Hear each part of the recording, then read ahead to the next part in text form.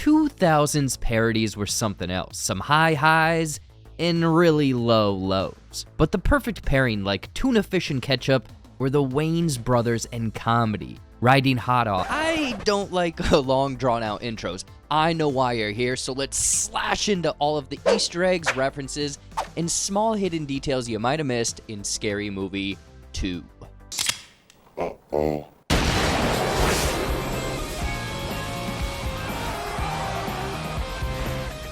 Now, no one really anticipated the success of Scary Movie 1, taking a satire chainsaw to the tired 90s slasher genre and tropes. You could say it was an instant success. I mean, the box office numbers don't lie. And this is what audiences at the time wanted. So with any moderately successful Hollywood idea, a sequel was instantly greenlit, with the Wayans returning for Scary Movie 2. Unlike Scary Movie 1, though, Scary Movie 2 moves away from that straight-up 90s slashers like, Scream and I Know What You Did Last Summer, and instead leans into the supernatural realm of horror. First one we did slasher movies. This one we did supernatural. And supernatural. Okay. Ghost. Poltergeist, The Exorcist, Amityville Horror. The well to pull from was deep, while sprinkling in a few more pop culture parody elements than its predecessor.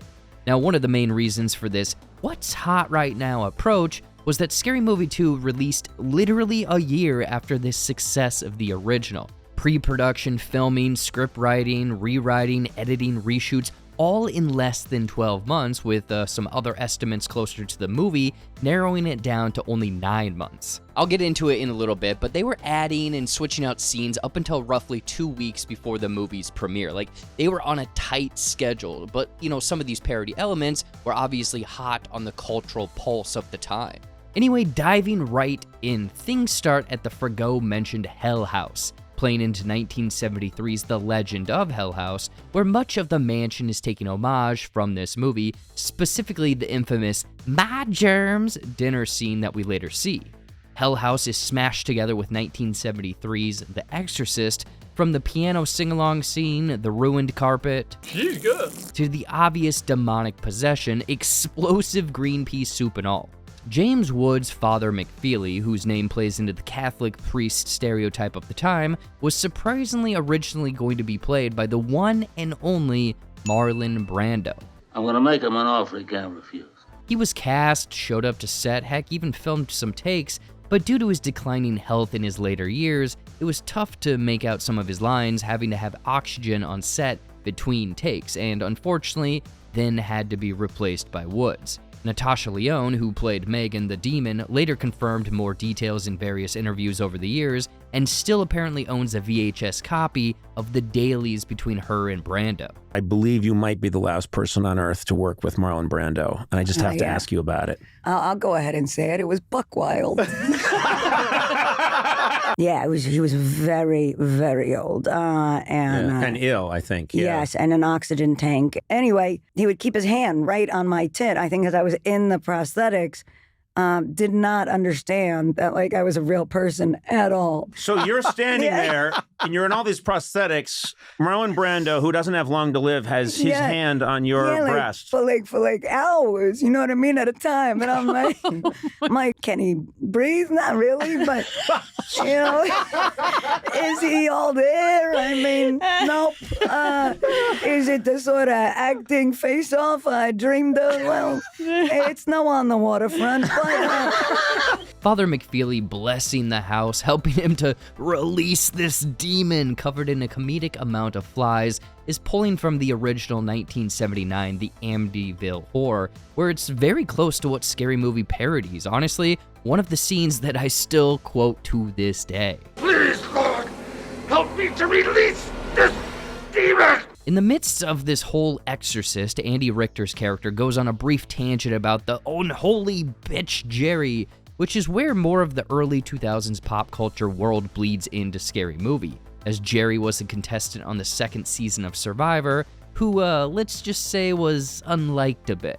I do not trust Jerry. Anyway, the cold open ends with Father McFeely quoting Travis Bickle from 1976's Taxi Driver. Suck on this.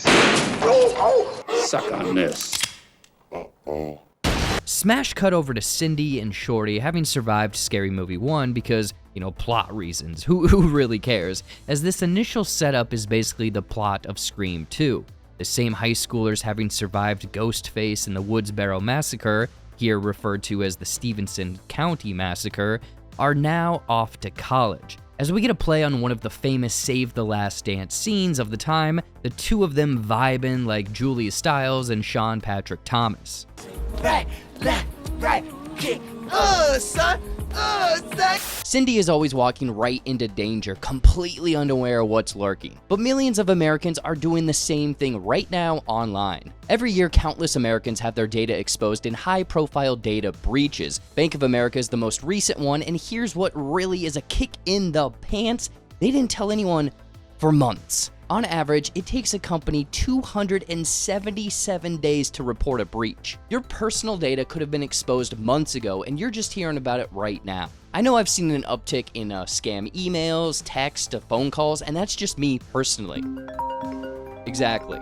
And that's why I've partnered with Aura, who's sponsoring this video. Aura monitors your personal data, including your social security number, across billions of different data points, which includes the dark web and public court records to alert you about potential identity theft. They even provide you up to $5 million in identity theft insurance in case the worst happens, and with their real-time alerts for data breaches, a VPN for safe browsing, a password manager, and much, much more. I'm not leaving myself, friends, family, anyone vulnerable to data breaches. And if you don't want to either, head over to aura.com/JBuck Studios to try your first 2 weeks absolutely free, which will definitely give you enough time to find out if any of your personal data has been exposed. Thank you, Aura, for sponsoring this portion of the video. A Scary Movie 2. Ray is back to the land of the living with a tattoo bit between him and Tommy referencing 2000's Dude, Where's My Car, where they too forget that they got tattoos after a night of partying. It's strange to think about, but Harry Potter at this time was still new, only in book format. The first movie wouldn't be released for a handful of months. Now Brenda is back as well, saying something about psychic powers, which is no doubt a nod to 2000's Final Destination, where Devon Sawa senses his plane going to crash, resulting in death following them around. This is further reinforced by the couple getting smashed by the bus, which is how Terry meets her unexpected fate in that movie. Now this is where we're introduced to almost all of our characters, as the setup is basically taken from Jean Dupont's 1999 The Haunting remake, with a majority of the plot following the movie's own storyline. A scientist gathering a group of folks together for some sort of sleep study at an old secluded mansion, when in reality it's just him looking at, some paranormal activity. Heck, in The Haunting, the main ghost is named Hugh Crane, whereas the Scary Movie's main ghost is Hugh Kane. Now again, almost everyone's name in the movie is a play on another famous horror movie icon. Earlier, we had Mrs. Voorhees pulling from Friday the 13th, and her daughter Megan instead of the Exorcist is Reagan, and Andy Richter's Father Harris being a play on Father Karras. As for the students, Billy Wilkerson being Sanderson from The Haunting, Cindy Campbell being Sydney from Scream, Brenda and Shorty Meeks being Randy Meeks from Scream, Theo being Theodora from The Haunting. Weirdly, I found her prop folder, and there's some funny little jokes like doo-doo colored eyes. Knowing the movie was, constantly changing with over an hour of deleted scenes, I'm curious if there was more to these files and characters in earlier cuts. And Alex Monday being Alex Monday from Charlie's Angels, which doesn't really make any sense because later on she's not one of the three angels. Tim Curry's Professor Oldman doesn't have a direct name parody, but is supposed to be Liam Neeson's character from The Haunting, and later Chris Elliott Take my hand! is dressed like Riff Raff from 1975's The Rocky Horror Picture Show, which, if we're gonna get meta and deep with this, ironically starred Tim Curry in the lead role. So the more you know. Cindy makes her way to the mansion, singing way off key to Vitamin C's Graduation. It will still be friends forever. Which this is surprisingly actually Vitamin C doing a voice cameo over the radio, but this is also pulling from the awful singing from the cold open of 1998's Urban Legend. And I need you now more than ever. And if you won't Cindy pulls out a map with directions that's of course shaped like a skull, but also features names of other iconic horror movies like Elm Street, Blair Woods, Camp Crystal Lake, Amityville, and lastly, Route 69. Nice. Cindy rolls up to Kane Manor, and this may look familiar to some people, and that's because this is the same exterior used for Wayne Manor in the 1960s Batman series. As things drift into full-on The Haunting, with the ominous door knocker, in Scary Movie's case, a ball banger. I don't know if it's intentional or not, but maybe it's a reach, but the parakeet may be a nod to 1998's Polly. If so, I have no idea why this is even remotely in the movie aside from like a random laugh. I've already mentioned the My Germs a dinner scene, but really Chris Elliott might be my favorite character in the movie. So many great moments, despite me remembering him saying, "Take my strong hand," rather than "take my little hand." Anyway, random tangent, but the My Germs moment is actually subtly redone in Season 1, Episode 2 of Schitt's Creek, so you're welcome. Now, with Scary Movie literally being fast-tracked, scenes were being added and rewritten up until weeks before the premiere, one of which is the famous basketball montage with the whole cast. Firstly, the basketball bouncing down the stairs is a nod to 1980's The Changeling, and then is remixed with the famous Nike Freestyle commercial, which aired on actually June 15th, 2001, a little over 2 weeks before Scary Movie's July 4th, 2001 release date. Honestly, insane that they were able to shoehorn in one of the most famous Nike commercials to date, adding the perfect element of current pop culture. Now, behind the scenes, this commercial was pretty much the death of the And One brand as well. A really good documentary of this is on Netflix. Treat yourself. Cindy and Buddy following voices into a secret hidden room is another nod to The Haunting, as Lily Taylor is haunted by voices trying to guide her throughout that movie. Which all leads us to Tori Spelling's ghost sex shenanigans scene. Now, for years, I was under the impression this was pulling from the critically acclaimed, we're being loose with that term, 2000 Kevin Bacon Hollow Man movie, of which the brief scene of the sheets being pulled off is a direct reference. But when doing some research, I stumbled upon 1984's British horror comedy, Bloodbath at the House of Death. And not only is this sexcapade scene, cigarettes, after and all, being pulled directly from this movie, I'm convinced that the general framework of Scary Movie 2 basically used this movie as a template, filling out the rest with current-day movies and other references. Because it's a group of people headed to a secluded mansion, there's a flamboyant black man, the ghost intercourse scene that I just mentioned, a guy missing one of his legs, a kinky pig-tailed woman, amongst a handful of other elements. Now, I'm not saying the Wayans stole from this movie, because this is also a horror comedy, kind of a little bit of parody, where they're playing into the horror movies of that time. But with the rushed production of Scary Movie 2, it really makes you wonder how much of Bloodbath at the House of Death was actually used as a template. Reeling things back a bit, Tori Spelling was actually supposed to have a much bigger role. Like I mentioned earlier, her name is Alex Monday. However, she's not one of the Charlie's Angels later on. Now, according to her, it's because she refused to do a topless nudity scene, and in retaliation from Mr. Weinstein, the head of Dimension Films at the time, who is a complete piece of shit, instead cut her out of roughly half of the movie, resulting in her randomly being killed in a very anticlimactic moment halfway through the movie, instead of getting top billing like originally promised. Anyway, the jersey she's wearing mirrors the style of Johnny Depp's from Nightmare on Elm Street, whereas her moving about the room and the walls is pulling from 1982's Poltergeist rotating room bit with Diane Freeling. The Poltergeist references don't actually end there, as the whole Uncle Ray demonic clown under the bed sequence that honestly used to scare the bejesus out of me is a nod to the very similar scene involving the clown under the bed. And later, when Shorty is rolled up and smoked by his own giant weed plant, which could be confused with a Little Shop of Horrors, but is basically the scary-ass tree snatching up the little boy through the window in Poltergeist.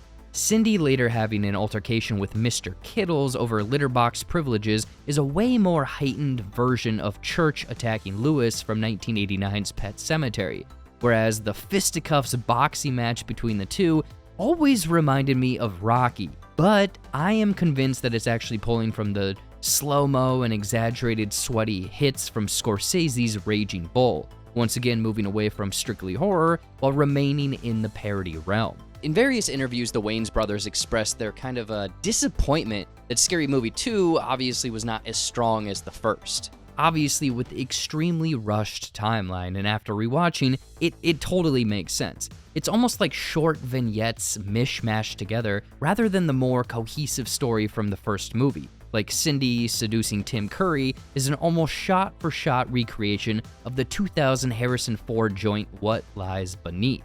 Earlier, the exact same bathroom layout from that movie can actually be briefly seen on one of the televisions in the lab.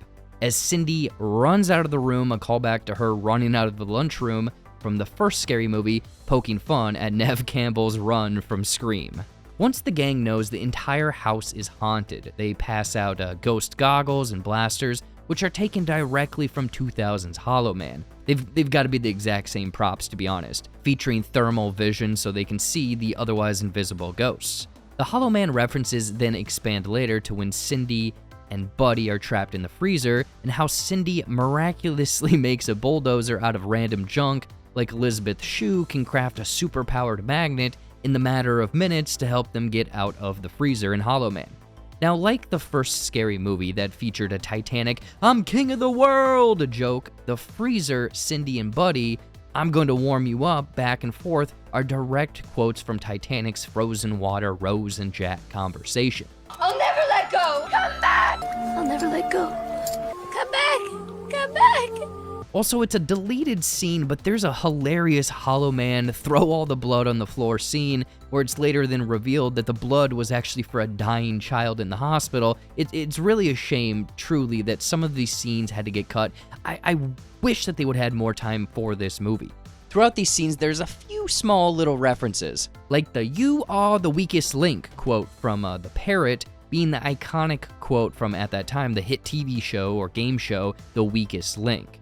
Half-burned Dade County, Florida ballots, referencing the extremely close presidential race in Florida between Bush and Al Gore. I demand a recount! And weirdly, in the same cabinet where the goggles and blasters were stored, Austin Powers' Swedish penis-enlarging pump can be seen. I don't even know what this is. This sort of thing ain't my bag, baby. The final 30 minutes of the film seem like a chaotic rush to the finale, as each character kind of gets their moment to shine in some of the most obscure but timely, I guess, references. Like the entire sequence between David Cross and Hugh Cain going head-to-head via wheelchairs is poking fun at Mission Impossible 2's over-the-top stylized motorcycle duel and mandatory John Woo doves to ramp up the dramatics. David Cross has Huey Cain dead to rights, quoting one of the most iconic Clint Eastwood portrayals in Dirty Harry. You've got to ask yourself one question. Do I feel lucky? Well, do you, punk? Well, do you feel lucky, punk? Do you feel lucky? Do you feel lucky, punk? Leading to them smashing their wheelchairs together with a wrecked tire slowly spinning, revealing the logo of Firestone, which today very few probably understand this joke.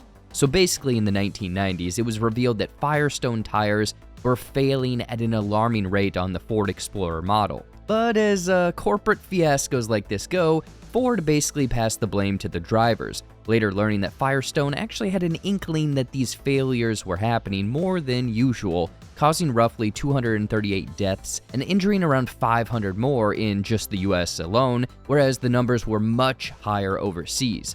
As a result, this roughly cut Firestone's parent company, Bridgestone's value in half, closing their main factory. Surprisingly, I remembered this whole fiasco on the news and then later learned about it in college, so now you know. Brenda messing around with the not-so-scary skeleton is a nod to the skeletons featured in 1959's The House on the Haunted Hill. One of the more timely references at the time of release was the 2001 Hannibal reference where Shorty's noggin is sliced open like that of Ray Liotta's in, the same movie Hannibal, instead revealing Beetlejuice, who was hot at the time because of the Howard Stern show. He's also the kid in the hospital from that earlier deleted blood scene that I mentioned.